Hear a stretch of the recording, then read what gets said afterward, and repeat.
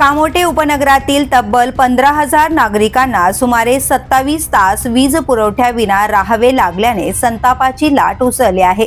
Sector 17 आणि परिसरातील काही भागांचा वीज पुरवठा बुधवारी रात्री 11च्या सुमारास अचानक खंडित झाला।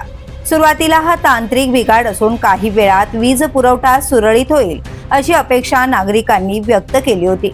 मात्र गुरुवारी दिवसभर उलटूनही वीज न आल्याने नागरिकांचा संयम तुटला। महावितरणाच्या म्हणण्यानुसार 630 केव्हीए क्षमतेच्या रोहित्रात बिघाड झाल्याने ही समस्या निर्माण झाली। मात्र आधुनिक यंत्रणा आणि आपत्कालीन व्यवस्था असतानाही नवीन रोहित्र उपलब्ध करून देण्यासाठी तब्बल 27 तास का लागले असा सवाल नागरिक उपस्थित करत आहेत। वीज नसल्यामुळे केवळ घरातील दिवेच बंद नव्हते तर अनेक गृहनिर्माण संस्थांमधील पाणी पुरवठा देखील ठप्प झाला। जलकुंभात पाणी चढवणाऱ्या मोटारी बंद पडल्याने नागरिकांना दुहेरी संकटाचा सामना करावा लागला। उकाड्याच्या वातावरणात लहान मुले, ज्येष्ठ नागरिक आणि रुग्णांचे विशेष हाल झाले।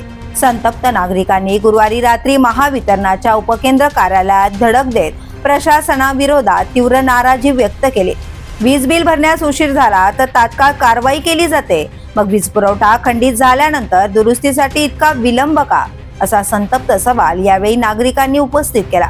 या घटनेमुळे महावितरणाच्या कार्यपद्धतीवर प्रश्नचिन्ह निर्माण झालं असून नागरिक आता जबाबदारी निश्चित करण्याची मागणी करत आहेत। द पोलीस न्यूज साठी श्रीधर चव्हाण, कामोठे।